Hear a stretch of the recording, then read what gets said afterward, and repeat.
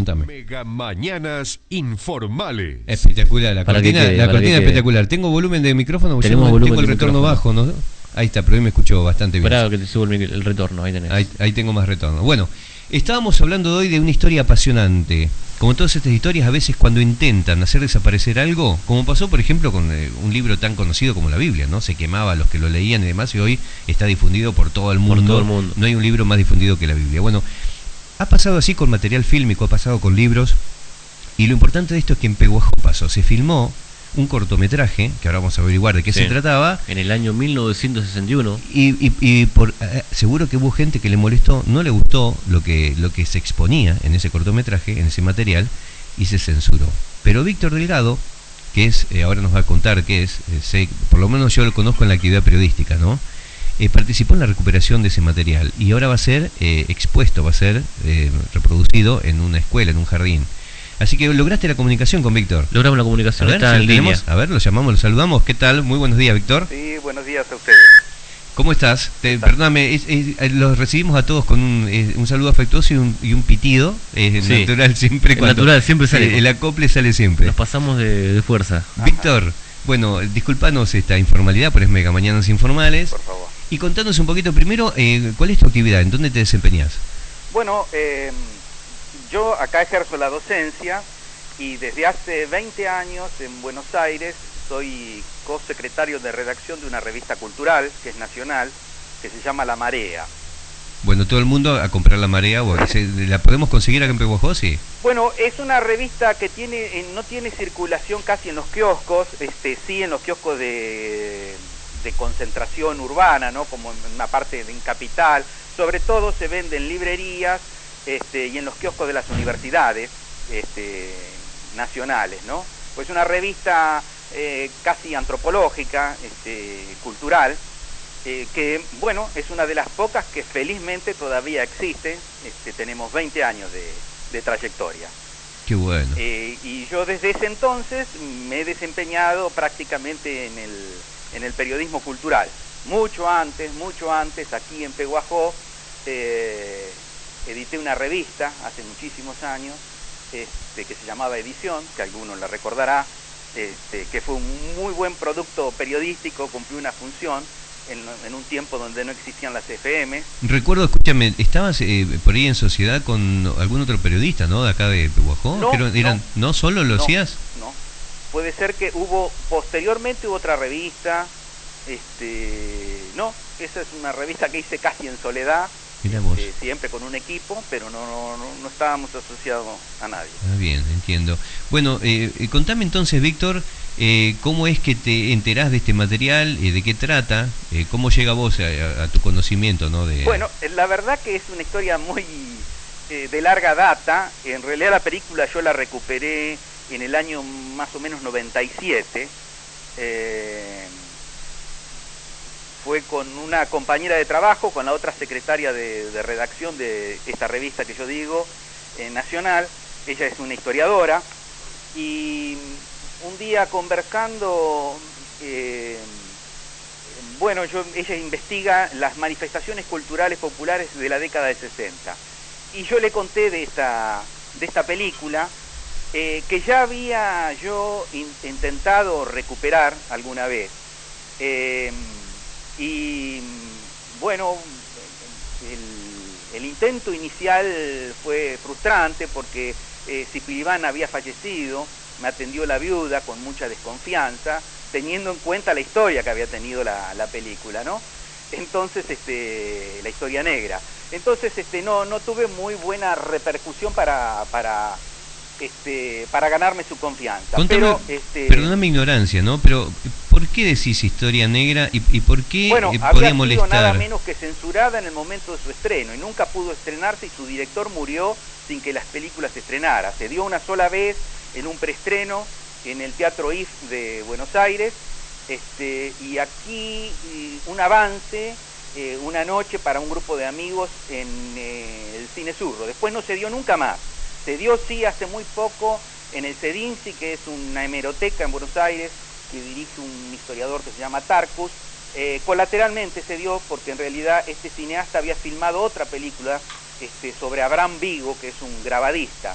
y en el marco de un homenaje a Abraham Vigo dieron las dos películas, para un grupo también muy reducido. Quiere decir que la película jamás se estrenó, la estaríamos estrenando este viernes en Nueva Plata, como había decidido su director que fuera, ¿no? Recordame el nombre del director, por favor. Mario Cipilibán era un psiquiatra, no era un cineasta profesional, era amateur, hizo dos películas nada más en su vida, que es esta y la otra que se llama Si todos los hombres, que es un documental sobre Abraham Vigo. En cambio esta es un argumental, es ficción, aunque refiere a un episodio común en Nueva Plata y en muchas comunidades pequeñas. En realidad es una ficción. Yo creo que es el primer film ficcional que se hizo en Pehuajó, ¿no?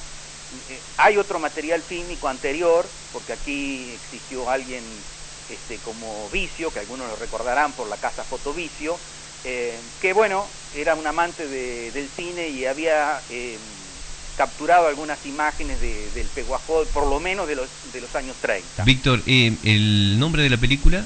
Nueva Plata Acusa se llama. Nueva Plata Acusa, Sí. Está filmada entonces con un director... Está filmada por un director de Buenos Aires, sí, que se vinculó en ese momento con el que era fundador y director del diario Noticias, que era Juan Manuel Francia.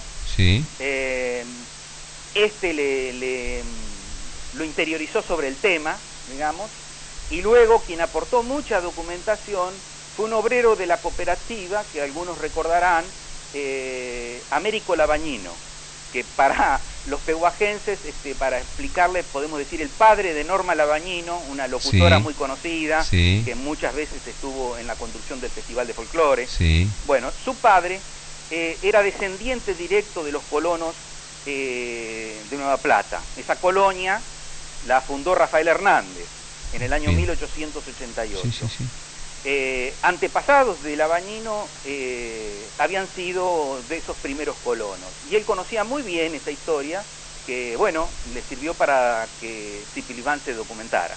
Bien, y de ahí surge la ficción, o sea que en realidad tiene un trasfondo real, Sí. y fuerte el nombre, me Nueva parece. Plata Acusa. Es fuerte.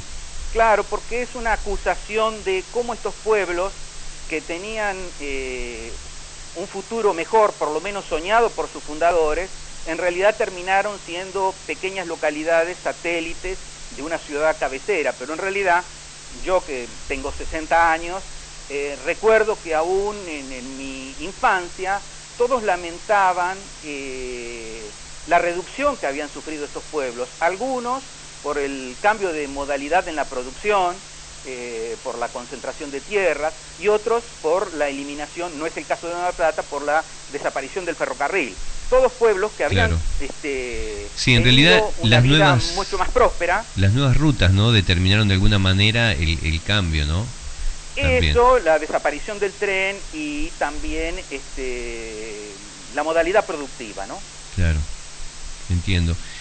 Víctor, bueno, entonces no queda más que invitar a todos los que puedan. El lugar es amplio. ¿Dónde es? ¿Se va a exponer en el jardín? ¿En un jardín? Es ¿Es una en un escuela? jardín, debe ser el único jardín que hay en Nueva Plata. Sí. Quiero decir que esto es a instancia, porque la película yo la recuperé en el año 97 e hicimos un trabajo que presentamos en las primeras jornadas interdisciplinarias de estudios agrarios y agroindustriales en la Facultad de Ciencias Económicas, que fue un trabajo escrito, no se exhibió la película, y luego, bueno, mantuve siempre la película, pero nunca se daba de presentarla, y gracias a Marcela Sarita y Cecilia García, que son dos docentes del Departamento de Ciencias Sociales de la Escuela Secundaria número 10 de Nueva Plata, Sí. que hicieron un proyecto que creo que se denomina La historia del cine y la censura en Nueva Plata a mediados del siglo XX. Bueno, llegamos a esta exhibición, ¿no?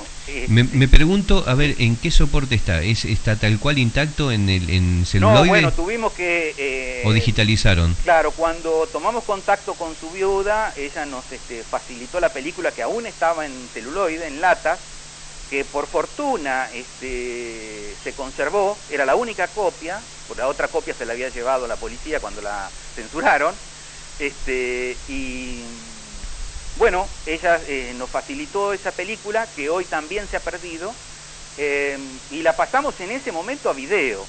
luego la pasamos a CD y bueno, así que llega. Es casi conmovedor esto porque llega en un soporte que seguramente ninguno de los protagonistas que participaron en el trabajo de la filmación soñaron, ¿no? Ni jamás imaginaron que la película se iba a estrenar 50 años después, ¿no? Medio siglo. Víctor, una vez que se estrene prácticamente, se proyecte en el Jardín, ¿habrá alguna posibilidad también de hacerlo a nivel local o en otros lugares para seguir con esto de la exposición del material, o queda nada más que ahí? No, seguramente si hay interés la podemos... Estaría bueno, ¿no? Repetir esto de y difundirlo, incluso subirlo por ahí, qué sé yo, no sé, reservando y conservando los derechos, ¿no? De los... Bueno, ahí ya está más complicado porque entra a jugar los intereses de la familia, claro, y eso, y nosotros fuimos muy cuidadosos. Claro, con eso, ¿no? Entiendo, sí. Evitando que se comercialice, en realidad, claro, esto es entrada absolutamente gratuita, tiene un valor casi antropológico y arqueológico, te diría, ¿no? Porque es como exhumar algo que pertenece al pasado, que nos va a permitir, por un lado, ver cómo eran nuestros antepasados, cómo se movilizaban, en fin, cómo actuaban, y también cómo se filmaba en esa época, porque... Claro, estamos hablando o sea, los elementos que había para filmar en esa época. A ver, aclarame un poquito el panorama, ¿es blanco y negro? Eso es interesante, porque es una película que se hizo prácticamente sin recursos, claro. Ya digo, él no era un cineasta profesional, o sea que se hizo con muy pocos recursos, pero participó, por ejemplo, actores de primera línea, muy conocidos en su momento.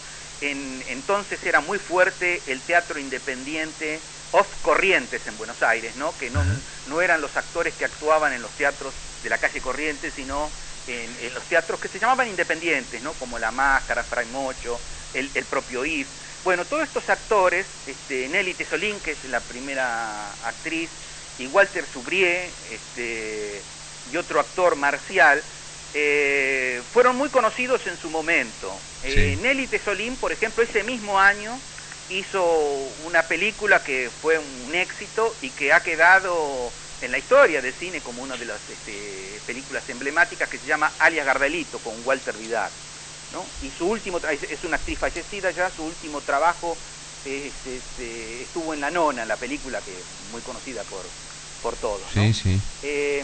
Y Walter Subrié, bueno, luego trabajó con Torres Nilsson, lo mismo que Marcial, que es un actor que trabajó en todas las películas de Torres Nilsson, El Santo de la Espada, Los Siete Locos. Y vino también, cosa interesante, un iluminador que fue Aníbal Di Salvo, que luego fue un cineasta, que creo que hizo esa película sobre la vida del Che Guevara, en la que trabaja el actor peguajense María Barrena. Entiendo, sí. Bueno, ese hizo el trabajo de ayudante de cámara y de iluminación. Fue uno de los grandes iluminadores del cine argentino, quizás el mejor. Toda la filmografía de Torres Nilsson se hizo con este hombre como iluminador. Y luego terminó como director de cine. Qué lindo, Víctor, qué lindo, te escucho hablar con tanta pasión. Qué lindo que haya gente como vos, que está comprometida con lo cultural, con lo nuestro, con la recuperación de las raíces, con todo lo que tiene que ver con nuestra historia. La verdad que me pasás tu emoción, hablas de tal manera, no sé si a vos te pasa lo mismo, Marcos. Sí, lo habla y además con la seguridad que lo habla, claro, el sabiendo. Detalle, sí, en profundidad, cómo te has comprometido con esto. Valoramos muchísimo esto, es nuestra opinión, ¿no? Y qué lindo que cada vez más gente se comprometa con esto. Gracias por atendernos y bueno, espero que sea todo un éxito, que vaya mucha gente y que se pueda volver a proyectar y poder disfrutar de ese material. Bueno, Víctor. cómo no. Muchas gracias a ustedes por darme participación. Gracias a vos por atendernos. Gracias, Víctor. Suerte. Bueno, hasta luego. Bueno, interesante, ¿no? Interesante, sí. Pensando, porque, a ver, primero vamos ya por el lado de que Víctor está ya metido en el tema de la investigación, el tema de la cultura, histórico, antropológico. Y por otro lado, bueno, que la familia haya abierto también las puertas Porque a veces es como que lo toman como algo muy personal y a veces es social el contenido. Vos decís, bueno, esto es de mi esposo, de mi hijo. Cuesta un montón a veces separarse. No separarse, sino dejarlo volar, porque no lo perdés. El material, sobre todo este tipo de material, no se pierde. No, ni hablar. Pero bueno, se hace una copia y listo. Y claro, pero decir, bueno, voy a dejar que esto se proyecte, que más gente lo conozca y que se difunda. Así que bueno, estoy muy interesado en ver. Y sí, ahora nos intriga ver de qué trata. Quiero verla. Bueno, Marquitos, si bien el título dice Nueva Plata acusa, ya nos referimos. Sí. Ya el título mismo dice de qué trata. Explicó algo que es cierto. Pueblos que estaban en crecimiento y de golpe se cortan el avance. ¿Por qué? Porque bueno, hubo, como decían, en la parte productiva y en la parte del tema del ferrocarril y el tema de las rutas, hubo un cambio enorme. Y cambió todo. Hay pueblos que empezaron a achicar y otros empezaron a crecer. Pasó con muchos pueblos. Pero bueno, Marquitos, cerramos este capítulo. Víctor Delgado, profesor, periodista y apasionado por la historia argentina. Y se viene un nuevo capítulo que tiene que ver con el accidente en Monescazón. Así que vamos con un espacio publicitario. Exacto. Y volvemos con más. Me tomo unos mates. Dale. Gracias.